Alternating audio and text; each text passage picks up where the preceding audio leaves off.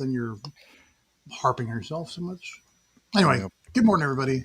Yeah, good morning and welcome. It's a Thursday. It's the last two trading days of the month. Are we going to have a very strong August? And are we going to even have an even stronger, or is seasonality going to be another factor in September? That's the major questions I hear all the time. Yeah, it's funny. Like I've seen that post on X, that little card that some farmer drew up from his almanac in 1806 or something, and it shows the little years that the market's going to go up, and the years the market's going to go down, and it feels like it's been correct ever since he drew up that little teeny card. Have you seen it? You know the what I'm Yeah, I talking know what you're about. talking about. Yeah. So it's like on one hand, seasonality seems inescapable. On the other hand, it feels like sometimes. I mean, look, we just hit a new all-time high for the SPX yesterday for the SPY. Yeah. Another new all-time high. So Yeah, I mean, things are good. I think people are underestimating how bullish things can continue, I think, because of the major crash that we had. I remember back to 2020, and people were yeah, saying the same thing after prices kept going up and up and up and up. They're like, oh, it's not going to last. It's not going to last. There's going to be a pullback. And it just kept going, right? Things in 2020 just kept going and going and going and going and going. And I think we're going to experience something similar to that because the uh, the liquidity is returning to markets risk on, and IWM is looking like it wants to break out. So let's just jump in here, yeah. and we can see that the 1.272 is going to be a target pretty soon, right? So it might want to hit that before any kind of retrace, major retrace, right? I don't know if it wants to retrace and touch the cloud at one point, but that's going to be a possibility on a daily chart.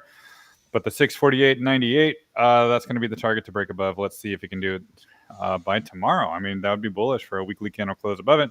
Let's find out. Also, QQQ, we can see it's going back up to its 578.46, and it's back above all the indicators as well. So that's probably the next likely destination before any kind of rejection. Let's see if they can get there today or tomorrow. IWM, it keeps on breaking out, and it's back above my 886 now, which is my linear scale to our 886. Not, it's already above the log scale 886, so getting above this linear 886 is a fantastic development. And if it closes the week above that, then I think all-time highs are coming very soon, which is going to be great for risk on, great for crypto, great for everybody, except for the safe havens, I guess. If you're in those, maybe hopefully you can get dividends or whatever. But it looks like it's still a risk on season. So this also means the Bitcoin miners are probably going to do very, very well. That nobody likes them, especially like Mara, CLSK, all those. They're probably going to do well. But nobody cares about support right here. Nobody. But they will care about chasing it later. You can guarantee that. Let's just take a look at NVIDIA because I know they had earnings and we want to just see how it developed. Well, here's my fib that I've been showing you guys for on this morning show. I think I showed it yesterday too. How Yep. the January high to the April low, it's holding that 1.272. And you know what price did? It just wicked through it overnight and it recovered. So is this a bearish looking chart? Is this looking like something that's going to collapse? No, right? 178.80. I'm just going to keep watching that. This is a healthy chart.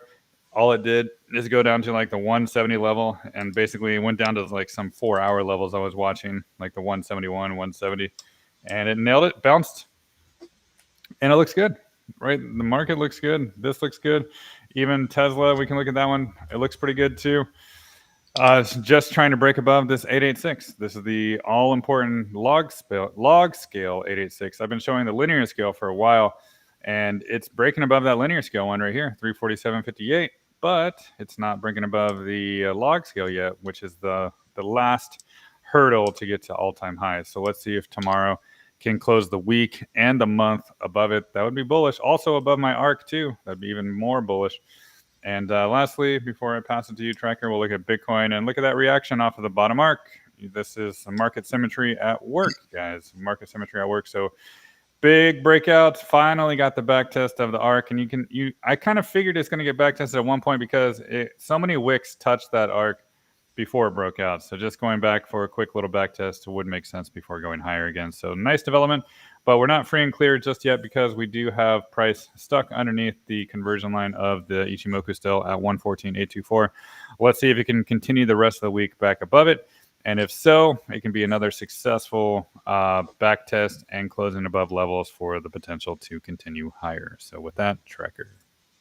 All right, thanks, Matt. I was thinking about how I used to do, way back in the day when I went to Duke, I was on I was in like the rowing club. It wasn't really the rowing team, though the rowing team wanted to recruit me. Anyway, I kind of think of this as like a power stroke. If you've ever gone rowing, when you, right here is sort of like where you relax and you compress and then you pull and then you relax, you compress, and then you pull. So it's just like Matt said, like every time the market dips really hard like this, it gives them sort of a place to reset and do another big pull higher. So yeah, I basically, every time you see one of these, gosh, if you can have had the forethought to, raise some cash up here, just buy the hell out of that dip because it's going to really run after that. Um, anyway, that's all I was thinking about that. Uh, request wise, here's One Stop Systems. I kind of want to do this one from scratch to show you my process again now. I'm going to do that real quick just to show you guys how I do this. So let me turn this off for a second. This is just the Ichimoku clouds. This is a weekly chart. This is the entire OSS from beginning to where we are now. And I just grab a Fibonacci retracement. This is log scale retracement. And you go from the top and you pull it down to the bottom. To this. So from this, I could have done it from this one, but I kind of want to see it from, since it's going down from here, I'm kind of looking at this as the all-time high. Right, it's not really extended to a new high. So all-time low, all-time high. Now it's retracing back towards the low. It got below the 50% level, then back up over it, then slightly under it, then over it again, then under it. And now I think it might be done testing this halfway point, right? $2.37 is the halfway fib between 9.50 and 59 cents when it was back here. And I like, then after I pull this fib, I look right across this 50% level that I've colored red. I really want to see it have the most arguments across the lifetime of the chart. And that tells me I've probably got a good 50% level. And so I like the way this one looks. And then I've got this new kind of setup I've been sharing with you guys where I just add these ideas about how the midway point is really the center pivot of the whole chart. If it's down here between the 298 and the 114 is a lower pivot down here. It kind of did a little bit of action right there. And then there's an upper pivot halfway between the 50% and 100% here at the 786. And I call this the upper pivot, 524. And so above the upper pivot, you have the strongest resistance of the upper half. And below it, you have the weakest support of the upper half. Same thing down here. Around the lower pivot, you have the weakest resistance of the lower half and the strongest support of the lower half. And so a lot of times you'll see prices oscillate around one pivot or another. So once this one lost the center pivot, it spent a very short time checking out this lower pivot. Then it makes the new all-time high. Then it starts losing supports one by one by one by one till the center pivot doesn't hold it. The 618 is resistance, and then it goes down to check out that 382 one more time. Anyway, I just wanted to show you how I kind of look at these charts now from a lifetime perspective now. Then the next thing, though, I've called myself a one-trick pony for the longest time. My one trick is I could take a trend-based fib extension. This is linear scale, like when I set this up and you go to, even though this is a logarithmic scale chart, you look here and this is set to, the fibs levels are not set on log scale, which means they default to linear scale. And I just pull this to the all-time low. this to the all-time high, and then I look for the next highest, uh, I guess the lowest high or low, which is right here at about $1.55. In fact, it's exactly $1.56. And then I can just kind of hold my shift key and pull this across. And so the bullish pattern, if this is going to go bullish, it's going to follow these fib levels up. And I have several different patterns that I follow. Let's just go here from the bottom. Usually there's one that goes 382, 236. I don't really see that yet. It kind of went 382 and then almost kind of came all the way down again. The next one I could see, which seems to be the flavor of 2025, is the 618, then the 382, then the 1236, then the 764, and then the 2236. And then if I just kind of take this off for a second and look at it in regards to my setup for the log scale fibs here, you can see what it does is it's checking out the 786 as support, trying to see if it can test it as support. Then it does get a new all-time high, which is exciting. Falls just short of the 114, has to recheck out the 100% again. Checking to the 886 would maybe be desirable on the log scale setup here. They're not so desirable on the linear scale fibs here. But that happens a lot. Let's see. And then it does get over the 102.72.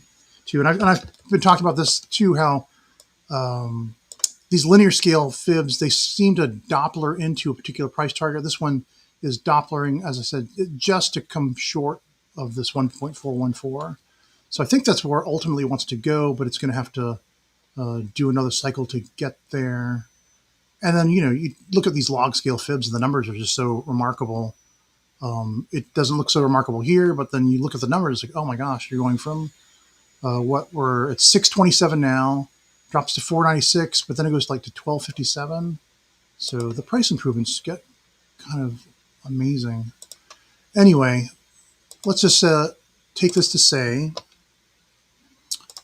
yeah, that could go like 158% to finish out the wave 3 here. All right, I'm going to hide this for a second and just say that, yeah, the 886 is clearly resistance. It couldn't quite get there because probably, I mean, maybe it wants to do a perfect touch of it, but maybe not. Because what I see in my brain is I do this other thing where I do the subdivision of the fibs. I've got this one here, 0, 1 to 1 right. And so when I subdivide them, it's basically checked out the 786 of this 886. It couldn't get to all of the 886. It goes to the 786 of the 886, and then maybe it's going to have to check out these levels. Maybe it's going to have to go to 603. If it can't hold that, then it'll keep going down. Anyway, if you are a chartist or an aspiring chartist, I highly recommend get used to using these log scale fibs, just like Matt does. And then try this thing where you not only do you take the whole chart and do the log scale fib retracement from its all-time high to its all-time low, but get used to this idea that you can subdivide each of the fibs by another log scale set of fibs. And because of the fractal nature of the way these charts work, this is going to work out and show you some amazing stuff. It can be quite predictive as far as resistances and supports. Like the strongest support of this whole thing would be not the 111. Well, I want the 1114. I've got a few different versions of these. I'm just going to do this one and then not extend the lines.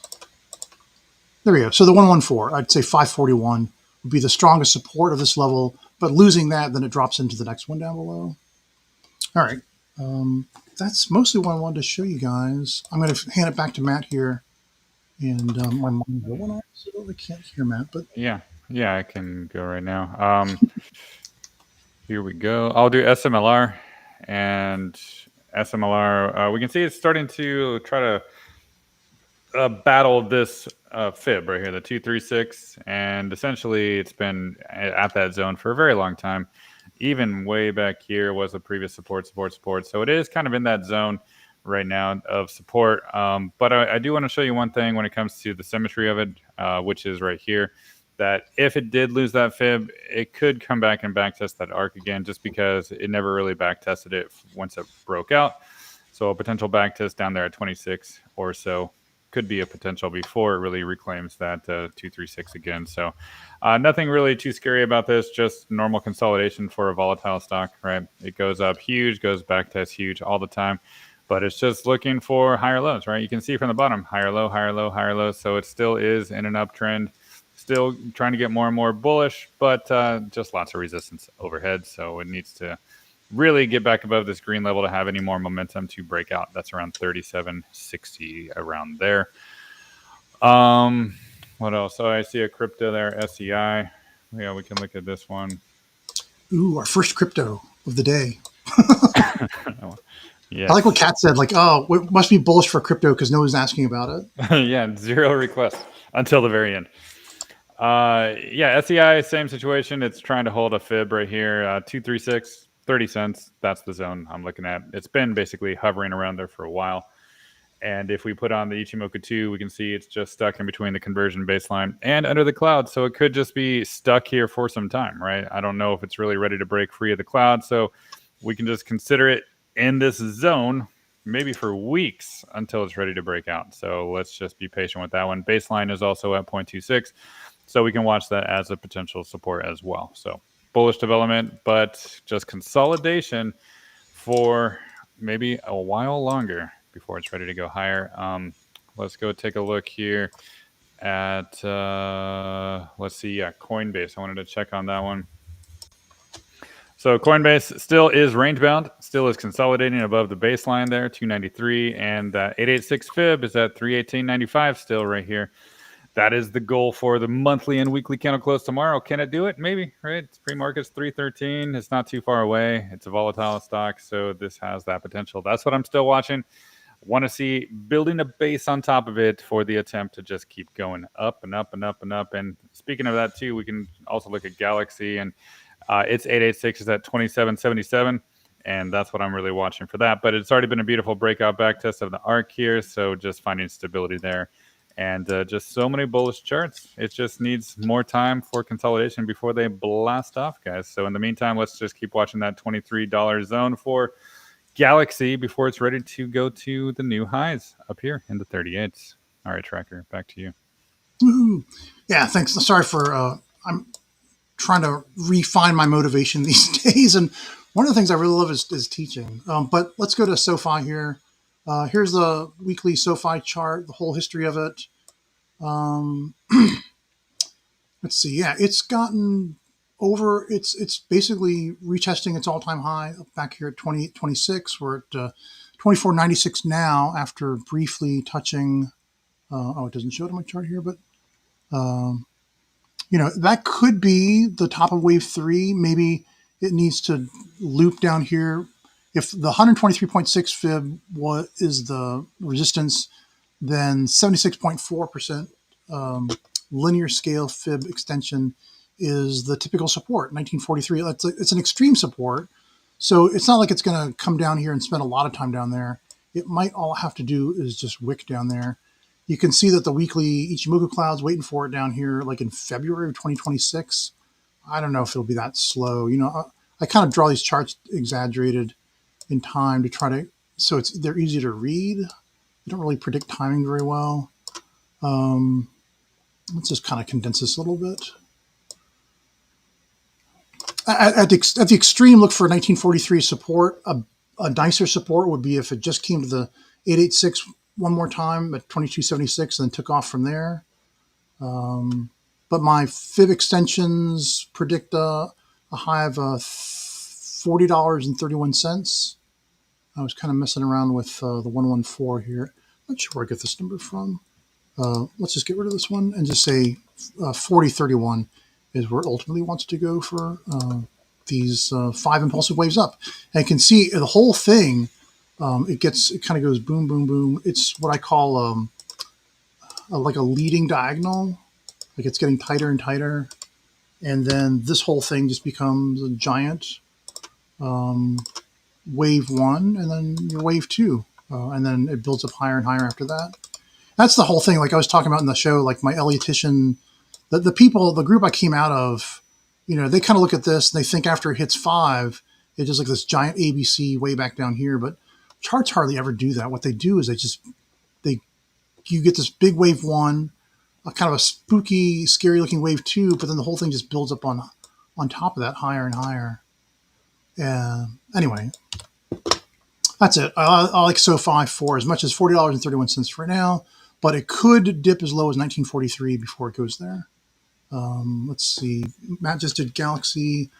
Then do coin. Oh, let me do the CLF. That's not a crypto, is it? Cleveland Cliffs. Oh, it is a crypto, isn't Yeah, it? no, it's not. Cleveland Cliffs is a stock. Cleveland Cliffs. All right. Yeah. Let's see. I'll do this one real fast. Wow, it's got a lot of history. That's nice. It's got a lifetime uptrend. That's also very nice. I kind of want to do. What if this is the all-time high and this is the all-time low? Did it do enough arguments? Except it's weird, right? Because it didn't really. This is the all-time high up here. It shouldn't come all the way back down into this if it's progressing, right? So it's still fighting. I almost want to say that this stock looks well. I mean, it does. It looks pretty cyclical. Um, wow, with that deep retrace all the way back to the 114 from its all-time high, 886. It's just it's trying to reclaim its halfway point again at $9.56. That's the halfway point. It's a 1079. Look for resistance next at 1744 as long as it doesn't go back under 956 again. Here, let me just put these back on the right hand side with my big things. You can take a screenshot of it. And you can see the MCDX Plus. That's the talks about the institutional buying versus in red versus the retail buying in green. It's just been a lot of retail trading and not as much institutional here in the recent months, and even before that. It's just been more and more on the retail side. So institutions are taking taking a nap on this one. But there you go. Just take a look at take a screenshot of this if you want. 1744 will be resistance initially. You can see that's right just under where the Ichimoku cloud is predicting on the monthly. It just needs to, let's look at 956. I'm going to look at the 16-hour chart at 956. Yeah, and it's already upheld it once. And here now you can see my moving average 300 over the top here. It's just resistance still. If it can get over that, then it can continue a bullish run. Otherwise, it's still stuck in a downtrend. There you go, CLF. I'm going to hand it back to you, Matt. Yeah, I'll look at Rivian here. There's really no change from when I posted on X like maybe a week or two ago. It's still holding the trend, right? The trend is your friend. There it is. Trend line, boom, boom, boom. People like trend lines. It's holding higher lows, higher lows. It's a perfect like triangle formation too, but it's stuck under the 100, stuck under the cloud, under the baseline conversion line. So it's just a battle between resistance and support, but it looks like it'll eventually break out above and get more bullish, right? We're in a point where once it can really get above the 1370s, $14 zone, then probably $17 can come after that, but not until probably more consolidation, right? It might just want to stay in this little zone for a while until it wants to go out, something like that. But yeah, it's just going to stay in that zone for. I just looked up. It's like, what the? That's hilarious. Yeah, that's the path it's going to take, Tracker, obviously. I just Obviously. think anything where this line is 1180s up to the 14s, I think that's probably where it's going to be until it's ready to break out. That's all. Oh, I do see more crypto. XRP. Yeah, there's really no change for XRP. Essentially, I'm watching the conversion line 290. It keeps on getting back tested over and over again. That's bullish. And then we got this 310 up here as a resistance. So it's also range bound, stuck in a range. Let's see. Once we get like weekly, monthly candles above that 310, then perhaps it'll start to just blast off, but not until then. So this is a beautiful formation of just consolidating, building a base on top of a previous resistance zone, flipping to support. Like we don't even need that fib. You can clearly see if you use the bodies of the candles here, right here, this is really just a previous resistance flipping to support. right? That's all you need. You don't need any other indicator for this at all. So a bullish chart wants to be more bullish. So patience, patience, patience. People don't have enough patience out there. They want stuff now, now, now, now, now. But sometimes you gotta wait. You gotta wait. Good things are worth waiting for, right? They are if you're waiting on the correct side of the trade. Yes, that is true. And here's Dogecoin. So Doge, we can see that the weekly chart is just stuck. It's just sandwiched in between the 50-week moving average and the baseline and the conversion line. So it hit all those targets this week and last week. So it's just keep on um, shaking people out at support, really. And if you look at the monthly chart, it's a bullish development. It's inside the monthly cloud right here, finally, after all this time. So this is a very, very, very good development and just patience again, right? It already flipped that 50% to a support, right? Previous resistance for the past 5 months, then boom, it came out of it. And now we can see the potential to go to the 26 and above. But again, it's just patience, right? That's all it is. If you just are spot and chill, then you can reap the rewards. But if you use a leverage, then I can understand why you're freaking out. But just bullish charts are bullish charts. You just need to have time do what it wants to do before it breaks out. So, Tracker, back to you. Yeah, don't put yourself out there. Don't hang yourself out there where market makers can eat up your money through theta through time. Is just the best way to handle it. I've got PBF Energy here, which is I always get excited when I see energy or battery technology stocks. Battery technology. It's not just about car batteries.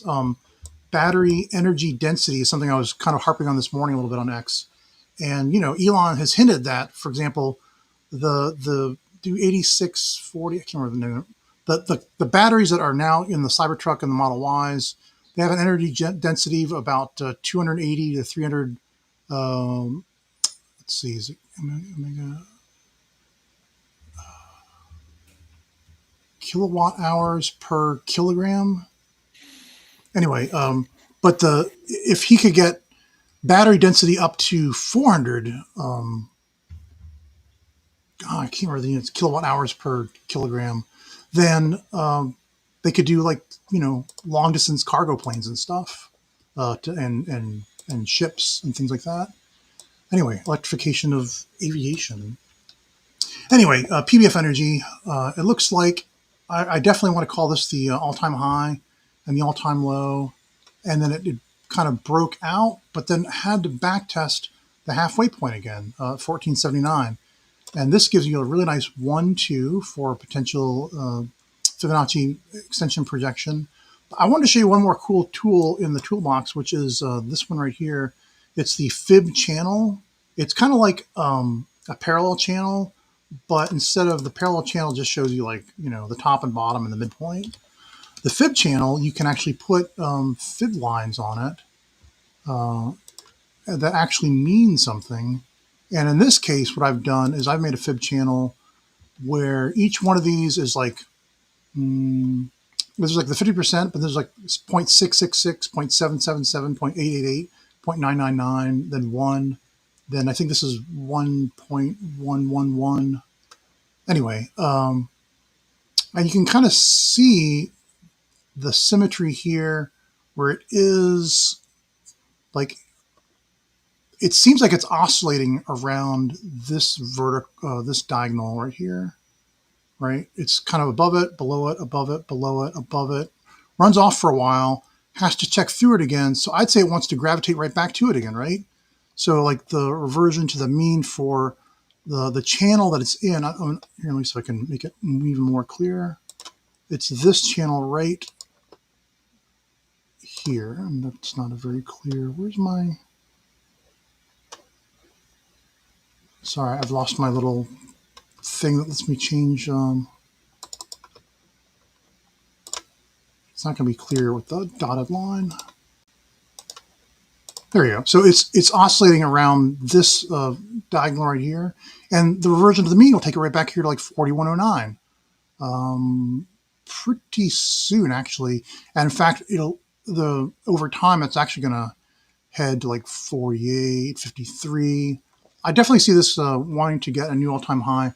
Right now, because of where it is, after it dropped through here, it's underneath its moving average 300 on the weekly, which is right here at 2767. That's what's going to have to fight with first.